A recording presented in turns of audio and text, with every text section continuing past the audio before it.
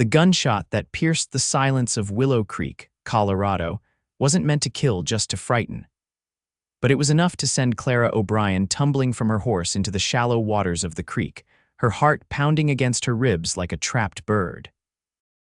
The year was 1875, and Clara had just made the boldest and most desperate decision of her 20-year-old life. She had run away from home. "You think you can just leave?" her brother Patrick bellowed from atop his horse, lowering his smoking pistol. "After all the trouble you've caused us." Clara scrambled backward through the cold water, her sodden skirts weighing her down. "I won't go back, Patrick. I can't live like that anymore." "Like what?" "With a roof over your head and food on your plate." Patrick dismounted, his boots splashing in the creek as he advanced toward her. "Do you know what Pa says? He says you're nothing but a burden, always have been since Ma died bringing you into this world." Clara's eyes burned with unshed tears.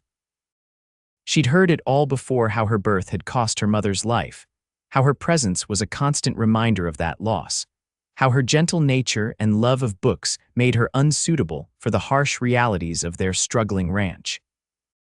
But hearing it again, here at what should have been her moment of freedom, made the words cut deeper than ever. "I'll make my own way," she said, voice trembling but determined. "I have the teaching position in Silver Ridge. I won't be anyone's burden anymore." Patrick sneered. "Teaching?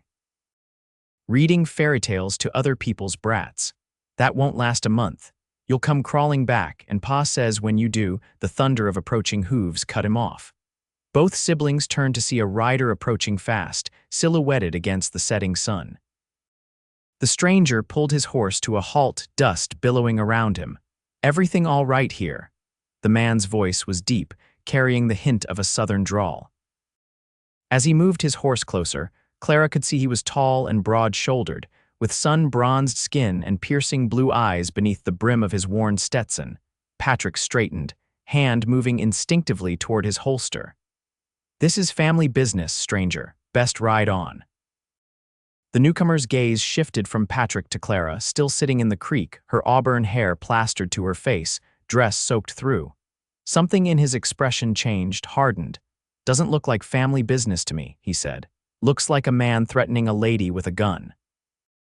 "Zachary Daniels," the stranger added, inclining his head slightly toward Clara without taking his eyes off Patrick.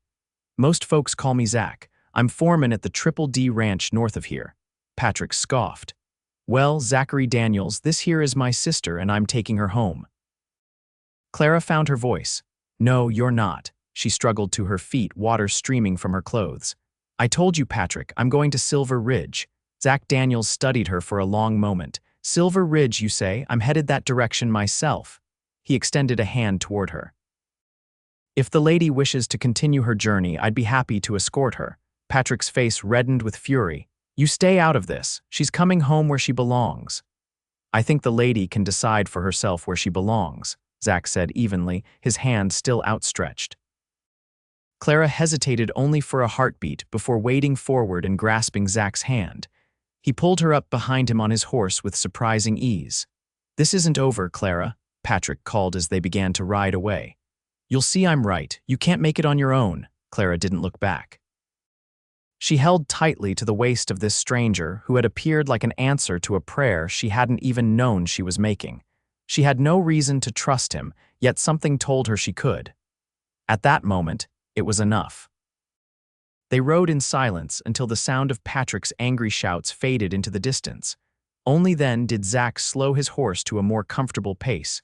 "Thank you," Clara said softly. "I don't know what would have happened if you hadn't come along." "No need for thanks, Miss O'Brien.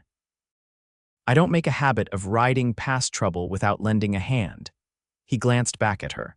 "Though I am curious why your brother was so determined to bring you home against your wishes." Clara sighed, the weight of years of resentment and disappointment heavy on her shoulders. "My father and brothers, they've never seen much value in me. My mother died giving birth to me and they've never let me forget it. I'm just another mouth to feed, another burden on their resources." She hadn't meant to say so much, to reveal such personal pain to a stranger, but something about this man's quiet strength made the words tumble out. "So I applied for a teaching position in Silver Ridge," she continued. "When I received word I'd been accepted, I packed what little I own and left." I didn't think they'd come after me. Zach was silent for a long moment. Some men don't know the value of what they have until it's gone, he finally said, and some never learn at all. As they rode, the last light of day faded, and stars began to appear in the vast Colorado sky.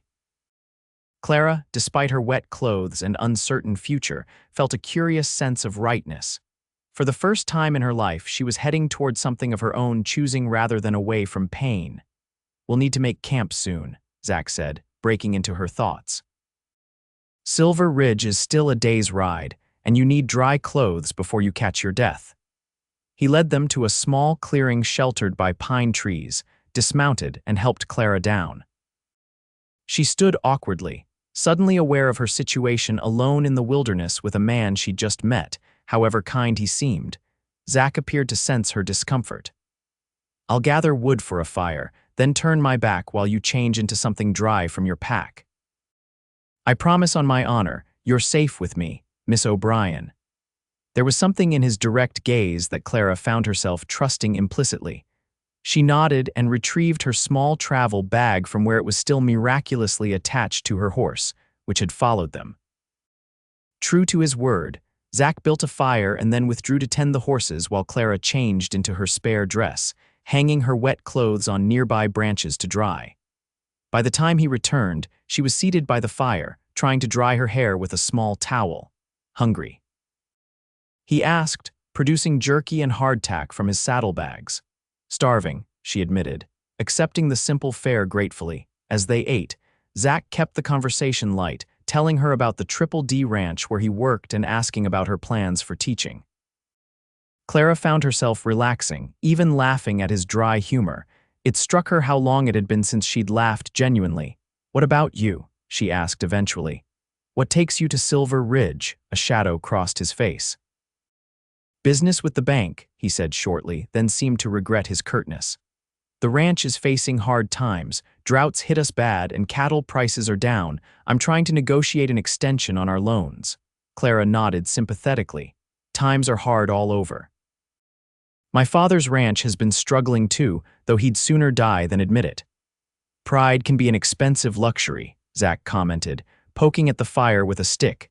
They lapsed into comfortable silence, the crackling fire and chorus of night insects the only sounds. Clara stole glances at her unexpected protector, noting the fine lines around his eyes that suggested he smiled often, despite the serious set of his mouth now. There was a scar along his jawline, and his hands were rough with calluses a working man's hands. "How old are you, Miss O'Brien?" he asked suddenly. 20, she replied. "And please call me Clara." "Clara," he repeated, as if testing the name. "I'm 28, been working ranches since I was 15, and I've seen my share of trouble, but I've never come across a situation quite like yours." "Is that why you stopped?" "Because it seemed troublesome," he considered her question. "I stopped because I saw someone who needed help, simple as that. And now you're taking a full day's detour to escort me to Silver Ridge. It seems the right thing to do," he smiled slightly. "Besides, I find I'm enjoying the company." Clara felt her cheeks warm and was grateful for the darkness beyond the fire's glow. It had been a long time since anyone had valued her company. "We should get some rest," Zach said, rising to his feet. "We'll start at first light." He arranged his bedroll on the opposite side of the fire and insisted Clara take his blanket as well as her own. "The nights get cold in these hills," was all he said when she protested. As Clara settled down to sleep, watching the stars through the gaps in the pine branches overhead, she wondered at the strange turn her life had taken. Yesterday, she had been the unwanted daughter, the burden. Today, she was a woman making her own way in the world, with an unexpected ally at her side. She fell asleep to the sound of Zach's steady breathing and the distant howl of a coyote, feeling, for the first time in years, that perhaps her life could be more than just an apology for existing. Morning came with the cheerful calls of birds and the gentle nudge of Zach's hand on her shoulder. "Sun's up, Clara. Time to get moving." They broke camp efficiently, sharing a simple breakfast of coffee and the last of the hardtack. Clara's clothes had dried overnight, stiff but wearable, and she felt refreshed despite sleeping on the ground. As they rode, the landscape began to change. the flat plains giving way to rolling foothills. Zach pointed out landmarks and shared stories of his travels through the territory. Clara found herself captivated not just by the tales, but by the teller, the way his eyes crinkled when he smiled, the deep timbre of his voice, the respectful way he treated her opinions when she offered them. "What will you teach the children in Silver Ridge?" he asked as they paused to rest the horses by a small stream. Clara trailed her fingers through the cool water. "Reading, writing, arithmetic, of course, but I hope to teach them more than just facts and figures. I want them to learn about the world beyond these mountains, to dream bigger dreams than they might otherwise." "Like you do?" She looked up, surprised by his perception. "Yes, I suppose so. I've always loved books, stories of far-off places and different ways of living. My father thought it was foolishness, a waste of time. What do you think?" "I think." She paused, considering. "I think books saved me. They showed me there was more to life than being the daughter who killed her mother, the sister who couldn't pull her weight on the ranch, the burden everyone wished would just disappear." Zach's expression darkened. "You're not a burden, Clara. Don't let anyone convince you that you are." The vehemence in his voice startled her. "You hardly know me." "I know enough." He mounted his horse in one fluid motion. "Come on, we've still got ground to cover." They rode on, occasionally passing other travelers on the trail. Each time, Zach positioned himself protectively between Clara and the strangers, his hand never far from his holster. She found his concern touching, if perhaps excessive. "You always expect the worst from people you meet?" she asked after they'd passed a family in a wagon headed the opposite direction. "Not the worst," he corrected. "Just not the best until proven otherwise. It's kept me alive this long." "That sounds like a lonely way to live." He glanced at her, something unreadable in his expression. "Maybe it has been." As the day wore on, Clara began to notice signs of civilization, fenced properties, the occasional distant farmhouse, trails branching off toward homesteads. By late afternoon, they crested a hill, and Silver Ridge spread out before them in the valley below a proper town with wooden buildings lining a main street, a church steeple rising prominently at one end. "There it is," Zach said, "your new home." Clara felt a flutter of anxiety mixed with excitement. "It's really happening." Having second thoughts. "No," she said firmly, "just first-time nerves, I suppose." They rode into town as the sun was beginning to set, casting long shadows down the dusty main street. People nodded greetings as they passed, curious eyes taking in the newcomers. Clara sat straighter in the saddle, determined to make a good first impression. Zach directed them to a modest boarding house at the quieter end of town. "Mrs. Whitaker runs a respectable place," he explained as they dismounted. "She'll look after you until you get settled." Clara turned to him, suddenly realizing their paths were about to diverge. "Thank you for everything, Mr. Daniels. I don't know how I can repay your kindness." "Zach," he reminded her with a small smile, "and seeing you safely here is payment enough." A plump, gray-haired woman emerged from the boarding house, wiping her hands on her apron. "Mr. Daniels, haven't seen you in these parts for some time. What brings you to Silver Ridge?" "Mrs. Whitaker," he greeted her with a tip of his hat. "I've brought Miss Clara O'Brien to town. She's the new schoolteacher." Mrs. Whitaker's face lit up. "Oh, we've been expecting you, Miss O'Brien. The school board sent word you'd be arriving soon. Come in, come in. You must be exhausted from your journey." As the older woman ushered Clara toward the house, she glanced back at Zach, who remained by the horses. "Will you stay in town tonight?" she asked, trying to keep the hope from her voice. "I have business at the bank in the morning," he said. "I'll be around for a day or two." Something in Clara eased at his words. "Then perhaps I'll see you again before you leave." He nodded, a smile playing at the corners of his mouth. "I expect you will, Miss O'Brien."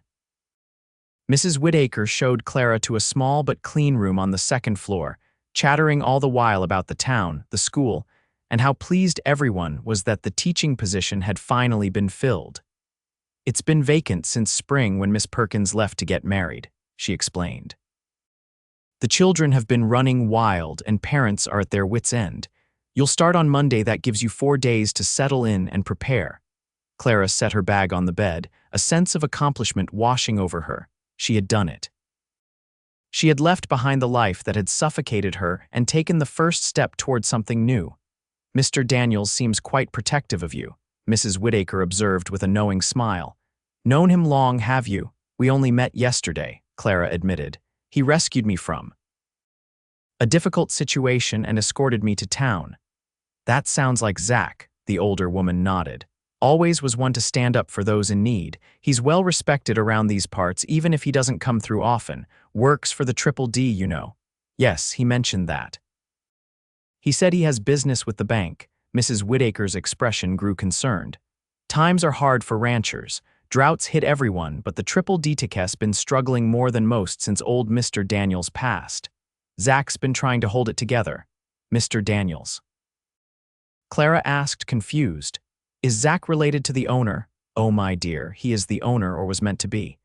His father started the Triple D 30 years ago, named it for the three Daniels men himself, Zach, and Zach's younger brother Thomas. But there was some trouble with the will when the old man died, and now the bank holds most of the cards." This new information shifted Clara's understanding of the man who had helped her. Not just a ranch foreman, but a rancher fighting to save his family legacy. After Mrs. Whittaker left, Clara unpacked her few belongings and washed up, eager to explore her new surroundings. The boarding house was just a short walk from the schoolhouse, a one-room building with rows of desks and a small bell tower. Standing in front of it, Clara felt a surge of purpose. This was her domain now, a place where she could make a difference. The next few days passed in a whirlwind of activity. Clara met the school board members, familiarized herself with the curriculum, and prepared the classroom for her students. She was introduced to townspeople who welcomed her warmly, treating her with a respect she had never experienced from her own family. She saw Zach only in passing a glimpse of him entering the bank, a distant figure at the saloon. Each time, he acknowledged her with a nod or tip of his hat, but made no approach.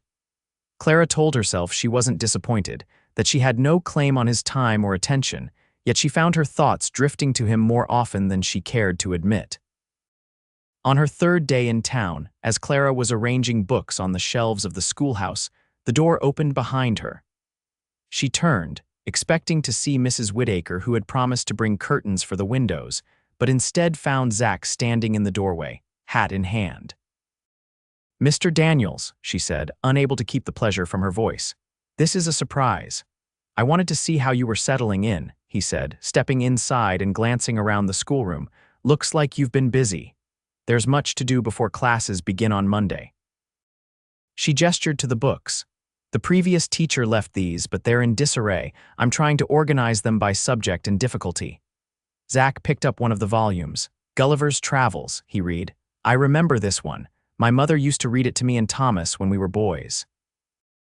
"You enjoy reading?" Clara asked, surprised despite herself. A shadow of something hurt perhaps crossed his face. "Because I'm a rancher, you think I don't appreciate books?" "No, that's not," Clara flushed. "I just meant, my father and brothers always thought reading was a waste of time. They called it a distraction from real work." Zach's expression softened. "My mother was educated back east before she married my father. She made sure we had books, music, art in our lives, even out here on the frontier. She believed a full life needed beauty as well as practicality." "She sounds wonderful," Clara said sincerely. She was. Zach replaced the book carefully on the shelf. "She died when I was 16, influenza." "I'm sorry." Clara hesitated, then added, "Mrs. Whittaker mentioned your father passed recently as well." Zach's jaw tightened. 2 years ago. "Left the ranch in debt and the will in confusion. My brother and I have been trying to sort it out ever since, but the bank's running out of patience." "Is that why you're in town? To ask for more time?" He nodded. "Among other things." He seemed about to say more, but instead changed the subject. "I'm heading back to the Triple D tomorrow. I wanted to make sure you were all right before I left." Disappointment settled in Clara's chest. "I'm fine. Everyone has been very kind." "Good." He shifted his weight, seeming uncharacteristically uncertain. "I was thinking, the Triple D isn't so far. A half-day's ride at a steady pace, if you ever needed anything." "Thank you," Clara said, touched by the offer. "That's very kind of you." An awkward silence fell between them, filled with things unsaid. Finally, Zach cleared his throat. Well, I should let you get back to your books. He was halfway to the door when Clara called after him. Would you like to have dinner with me tonight, at the hotel restaurant, as a thank you for everything you've done? Zach turned, surprise and something warmer in his eyes. I'd like that very much, Miss O'Brien. Clara, she reminded him with a smile. Clara, he echoed, returning her smile with one of his own. I'll call for you at the boarding house at 6. After he left, Clara pressed her hands to her flushed cheeks, wondering what had possessed her to issue such an invitation. Yet she couldn't bring herself to regret it. There was something about Zachary Daniels that drew her to him, his quiet strength, his kindness, the depth she sensed beneath his reserved exterior. That evening, dressed in her best blue dress with her hair carefully arranged, Clara waited nervously in the boarding house parlor. Mrs. Whittaker bustled about, making thinly veiled comments about what a fine man Mr. Daniels was, and how pleasant it was to see him taking an interest in the new schoolteacher. When Zach arrived, Clara's breath caught. He had traded his dusty trail clothes for a clean white shirt, dark vest, and polished boots. His dark hair was neatly combed and he'd shaved, highlighting the strong line of his jaw. He looked every inch the successful rancher he might have been under different circumstances. You look beautiful, he said simply, offering his arm. The hotel restaurant was the finest establishment in Silver Ridge, which wasn't saying much compared to a city like Denver, but the food was good and the atmosphere pleasant. They settled at a corner table, acutely aware of the curious glances from other diners. We're providing the town with something to talk about, Zach observed dryly. Clara smiled. Let them talk. I'm not ashamed to be seen with you. As they ate, conversation flowed more easily than Clara had expected. Zach told her about the Triple D 4,000 acres of ranch land with herds of cattle and horses, a main house built by his father, and bunkhouses for the ranch hands. It sounds wonderful, Clara said. Despite the difficulties you're facing, it is, he agreed, or it was now. He shook his head. The droughts killed off much of our grazing land. We've had to sell half our cattle at rock-bottom prices just to feed the rest, and my brother. What about your brother? Clara prompted gently when he didn't continue. Zach sighed. Thomas wants to sell, cut our losses, take what we can get, and move on. He never loved the ranch the way I do. He sees it as a business, not a home. And you see it differently. The Triple D is more than land and livestock to me. It's where I grew up, where my parents are buried. It's part of who I am. His eyes met hers across the table. Do you understand what I mean? I do, Clara said softly. That's how I feel about teaching. It's not just a job to me. It's who I am, what I was meant to do. Something passed between them in that moment, a recognition, a connection deeper than their brief acquaintance should have allowed. After dinner, they walked slowly back to the boarding house, neither seeming eager for the evening to end. The night was clear, stars scattered like diamonds across the velvet sky. Will you write to me? Clara asked as they reached the front porch.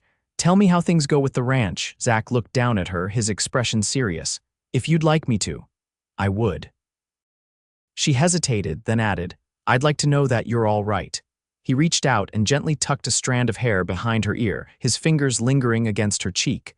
I'll be leaving at first light tomorrow. I know. Clara felt a lump forming in her throat. It was ridiculous to feel this attached to someone she barely knew, and yet. Clara, Zach said softly, in just these few days you've become important to me. I can't explain it, but you don't have to, she interrupted, her heart pounding. I feel it too. He leaned down slowly, giving her time to pull away, but Clara stood her ground, lifting her face to his. The kiss was gentle, questioning, a whispered promise rather than a demand. When they parted, Clara's hands had somehow found their way to his shoulders, and his were resting lightly at her waist. I'll write, he promised, reluctantly stepping back. And I'll come back to Silver Ridge as soon as I can, Clara nodded, not trusting her voice.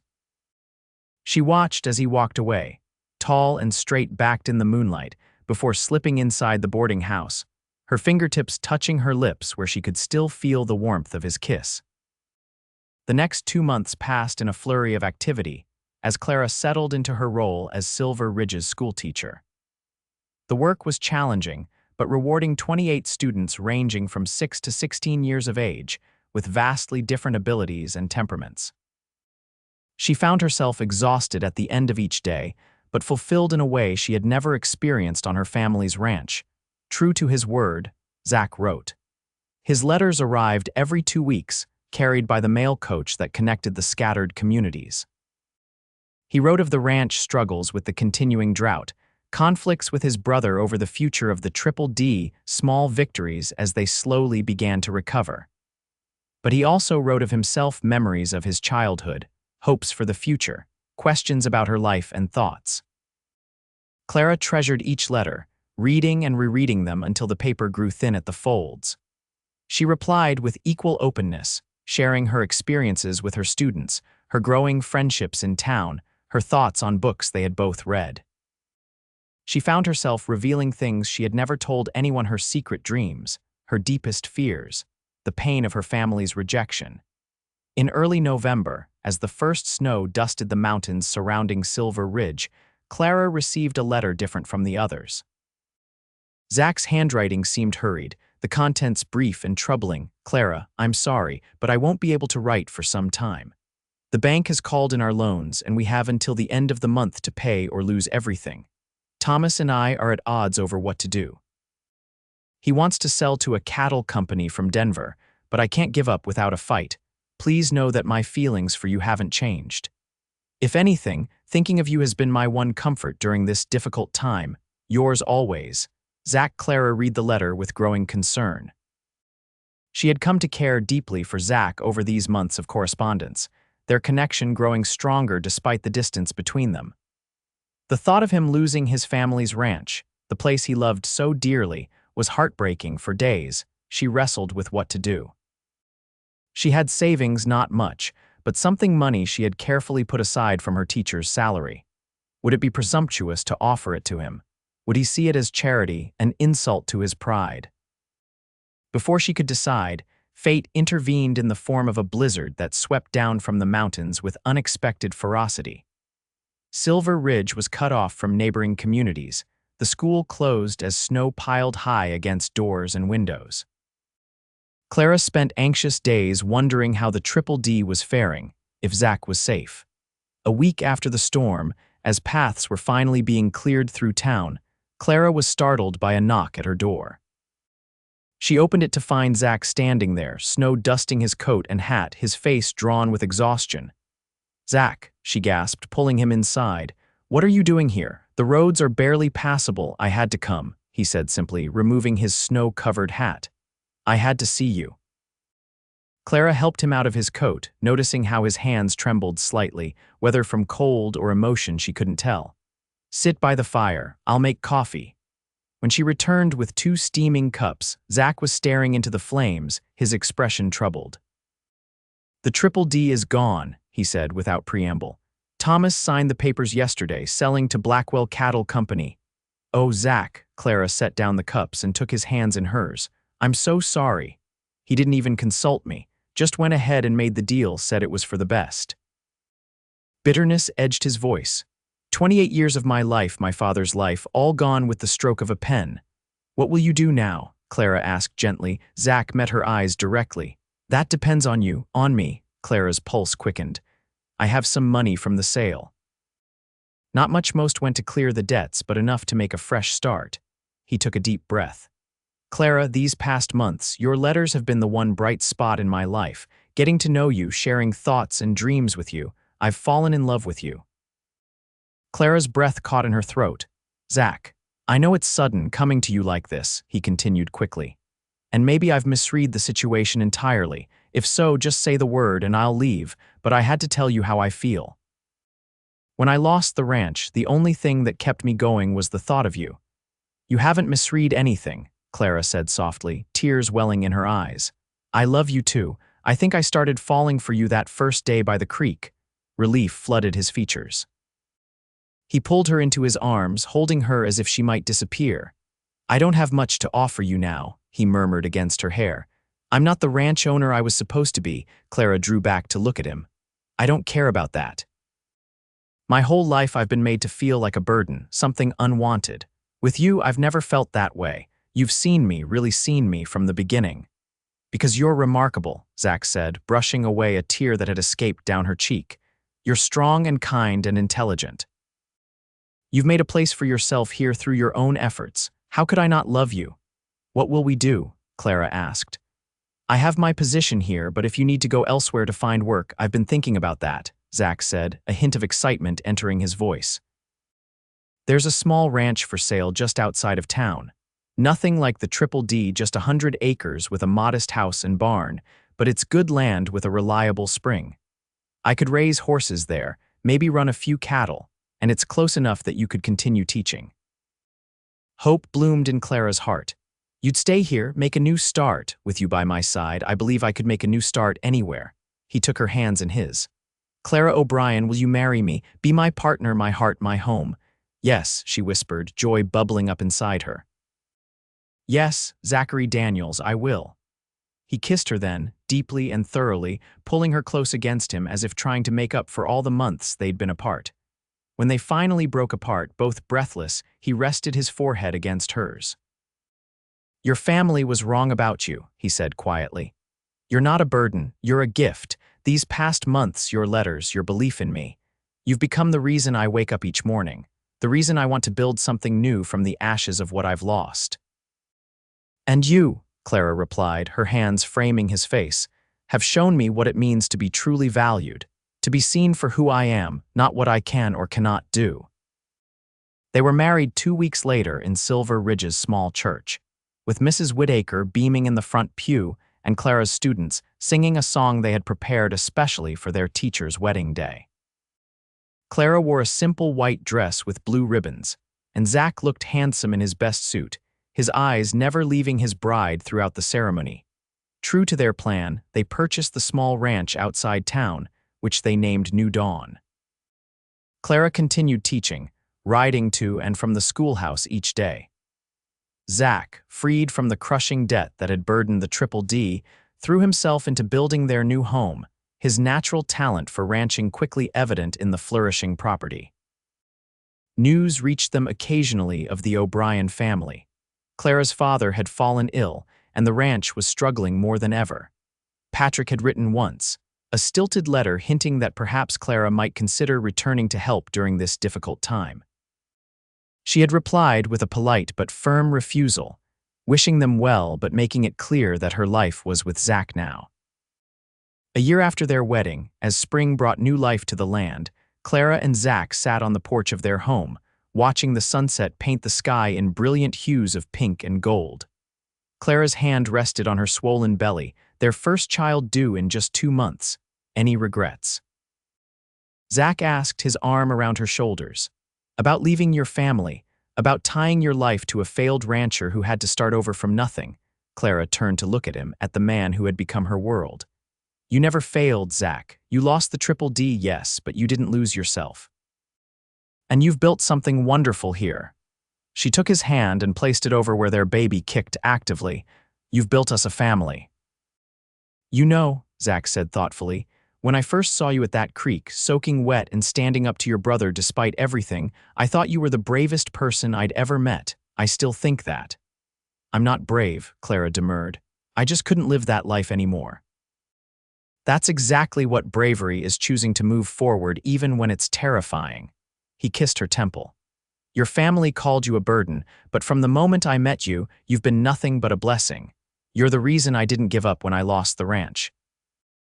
You're the reason I believe in tomorrow. Clara leaned against him, content in a way she had never imagined possible.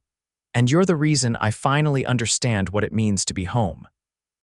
As darkness fell, they remained on the porch, talking quietly about their plans for the future, the nursery they were preparing, the additional acres they hoped to purchase next year, the books they would read to their child. Two people who had found in each other not just love, but recognition of their true worth, building together what neither could have created alone, a life defined not by loss or lack, but by abundance and possibility. And if sometimes Clara thought back to that frightened young woman fleeing her family's scorn, it was only to marvel at how far she had come, and to give silent thanks for the man who had seen in her not a burden but a treasure beyond price.